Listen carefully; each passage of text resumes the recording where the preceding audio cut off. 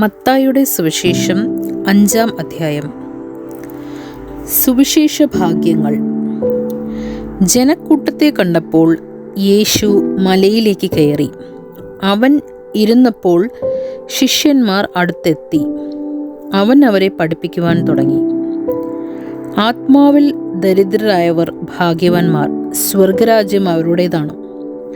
വിലപിക്കുന്നവർ ഭാഗ്യവാന്മാർ, അവർ ആശ്വസിക്കപ്പെടും. ശാന്തശീലർ ഭാഗ്യവാന്മാർ, അവർ ഭൂമി അവകാശമാക്കും.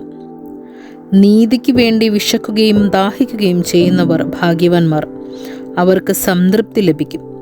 കരുണയുള്ളവർ ഭാഗ്യവാന്മാർ, അവർക്ക് കരുണ ലഭിക്കും. ഹൃദയശുദ്ധിയുള്ളവർ ഭാഗ്യവാന്മാർ, അവർ ദൈവത്തെ കാണും. സമാധാനം സ്ഥാപിക്കുന്നവർ ഭാഗ്യവാന്മാർ, അവർ ദൈവപുത്രന്മാരെന്ന് വിളിക്കപ്പെടും. നീതിക്ക് വേണ്ടി പീഡനം ഏൽക്കുന്നവർ ഭാഗ്യവാന്മാർ, സ്വർഗരാജ്യം അവരുടേതാണ്. എന്നെപ്രതി മനുഷ്യർ നിങ്ങളെ അവഹേളിക്കുകയും പീഡിപ്പിക്കുകയും എല്ലാവിധ തിന്മകൾ നിങ്ങൾക്കെതിരെ വ്യാജമായി പറയുകയും ചെയ്യുമ്പോൾ നിങ്ങൾ ഭാഗ്യവാന്മാർ. നിങ്ങൾ ആനന്ദിച്ചാഹ്ലാദിക്കുവിൻ, സ്വർഗത്തിൽ നിങ്ങളുടെ പ്രതിഫലം വലുതായിരിക്കും. നിങ്ങൾക്കും മുൻപുണ്ടായിരുന്ന പ്രവാചകന്മാരെയും അവർ ഇപ്രകാരം പീഡിപ്പിച്ചിട്ടുണ്ട്. ഭൂമിയുടെ ഉപ്പും ലോകത്തിൻ്റെ പ്രകാശവും. നിങ്ങൾ ഭൂമിയുടെ ഉപ്പാണ്. ഉറകെട്ടു പോയാൽ ഉപ്പിന് എങ്ങനെ വീണ്ടും ഉറകൂട്ടും? പുറത്തേക്ക് വലിച്ചെറിഞ്ഞ മനുഷ്യരാൽ ചവിട്ടപ്പെടാനല്ലാതെ മറ്റൊന്നിനും അത് കൊള്ളുകയില്ല. നിങ്ങൾ ലോകത്തിൻ്റെ പ്രകാശമാണ്. മലമുകളിൽ പണിതുയർത്തിയ പട്ടണത്തെ മറച്ചു വയ്ക്കുക സാധ്യമല്ല.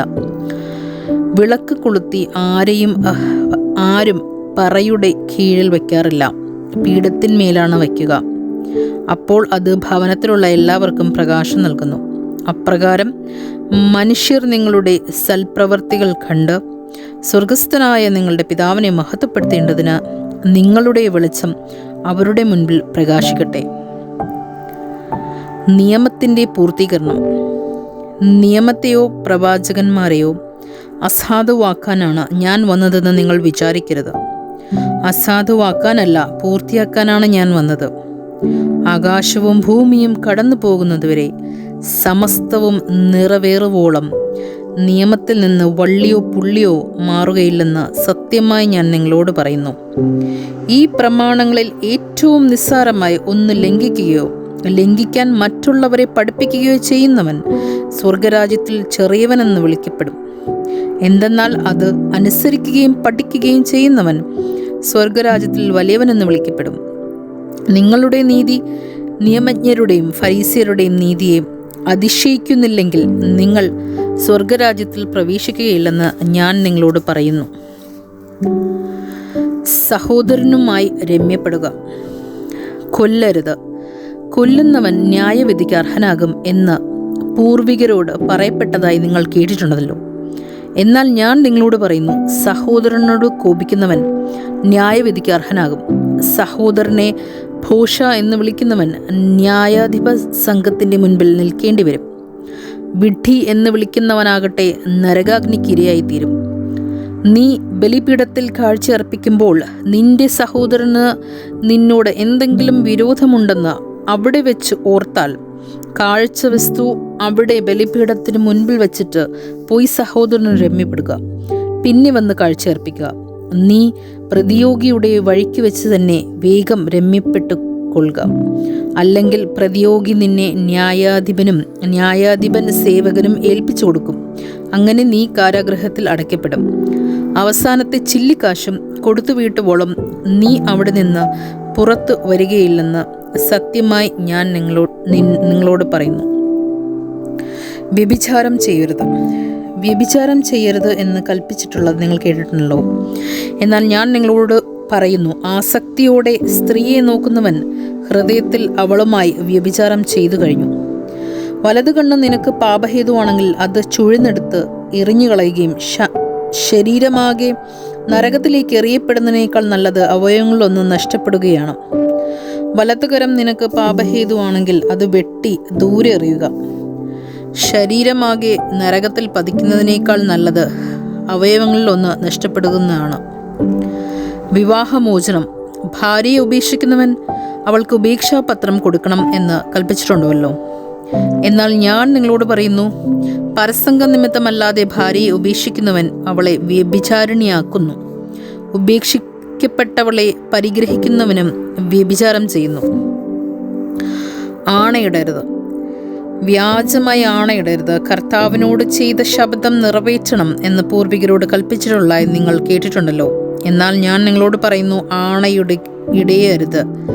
സ്വർഗത്തെ കൊണ്ട് ആണയിടരുത്, അത് ദൈവത്തിൻ്റെ സിംഹാസനമാണ്. ഭൂമിയെ കൊണ്ടും അരുത്, അത് അവിടുത്തെ പാദപീഠമാണ്. ജെറൂസലേമിനെ കൊണ്ടും അരുത്, അത് മഹാരാജാവിൻ്റെ നഗരമാണ്. നിന്റെ ശിരസിനെ കൊണ്ടും ആണയിടരുത്, അതിൻ്റെ ഒരു മുടിയിഴ വെളുപ്പിക്കാനോ കറുപ്പിക്കാനോ നിനക്ക് സാധിക്കുകയില്ല. നിങ്ങളുടെ വാക്ക് അതെ അതെ എന്നോ അല്ല അല്ല എന്നോ ആയിരിക്കട്ടെ. ഇതിനപ്പുറമുള്ളത് ദുഷ്ടനിൽ നിന്നും വരുന്നു. തിന്മയെ നന്മ കൊണ്ട് ജയിക്കുക. കണ്ണിന് പകരം കണ്ണ്, പല്ലിന് പകരം പല്ല് എന്ന് പറഞ്ഞിട്ടുള്ളത് നിങ്ങൾ കേട്ടിട്ടുണ്ടല്ലോ. എന്നാൽ ഞാൻ നിങ്ങളോട് പറയുന്നു, ദുഷ്ടനെ എതിർക്കരുത്. വലതു കർണത്തടിക്കുന്നവന് മറ്റേ കർണം കൂടി കാണിച്ചു കൊടുക്കുക. നിന്നോട് വ്യവഹരിച്ച് നിന്റെ ഉടുപ്പ് കരസ്ഥമാക്കാൻ ഉദ്യമിക്കുന്നവന് മേലങ്കി കൂടെ കൊടുക്കുക. 1 മൈൽ ദൂരം പോകാൻ നിന്നെ നിർബന്ധിക്കുന്നവനോടുകൂടെ 2 മൈൽ ദൂരം പോവുക. ചോദിക്കുന്നവന് കൊടുക്കുക. വായ്പ വാങ്ങാൻ ഇച്ഛിക്കുന്നവനിൽ നിന്ന് ഒഴിഞ്ഞു മാറരുത്. ശത്രുക്കളെ സ്നേഹിക്കുക. അയൽക്കാരനെ സ്നേഹിക്കുക, ശത്രുവിനെ ദ്വേഷിക്കുക എന്ന് പറഞ്ഞിട്ടുള്ളത് നിങ്ങൾ കേട്ടിട്ടുണ്ടല്ലോ. എന്നാൽ ഞാൻ നിങ്ങളോട് പറയുന്നു, ശത്രുക്കളെ സ്നേഹിക്കുവിൻ, നിങ്ങളെ പീഡിപ്പിക്കുന്നവർക്ക് വേണ്ടി പ്രാർത്ഥിക്കുവിൻ. അങ്ങനെ നിങ്ങൾ നിങ്ങളുടെ സ്വർഗസ്ഥനായ പിതാവിൻ്റെ മക്കളായി തീരും. അവിടുന്ന് ശിഷ്ടരുടെയും ദുഷ്ടരുടെയും മേൽ സൂര്യനെ ഉദിപ്പിക്കുകയും നീതിമാന്മാരുടെയും നീതിരഹിതരുടെയും മേൽ മഴ പെയ്യിക്കുകയും ചെയ്യുന്നു. നിങ്ങളെ സ്നേഹിക്കുന്നവരെ നിങ്ങൾ സ്നേഹിച്ചാൽ നിങ്ങൾക്ക് എന്ത് പ്രതിഫലമാണ് ലഭിക്കുക? ചുങ്കക്കാർ പോലും അത് തന്നെയല്ലേ ചെയ്യുന്നില്ലേ? സഹോദരങ്ങളെ മാത്രമേ നിങ്ങൾ അഭിവാദനം ചെയ്യുന്നുവെങ്കിൽ വിശേഷ വിധിയായി എന്താണ് നിങ്ങൾ ചെയ്യുന്നത്? വിജാതീയരെയും അത് തന്നെയല്ലേ ചെയ്യുന്നത്? അതുകൊണ്ട് നിങ്ങൾ നിങ്ങളുടെ സ്വർഗസ്ഥനായ പിതാവ് പരിപൂർണനായിരിക്കുന്നത് പോലെ നിങ്ങളും പരിപൂർണനായിരിക്കുവിൻ.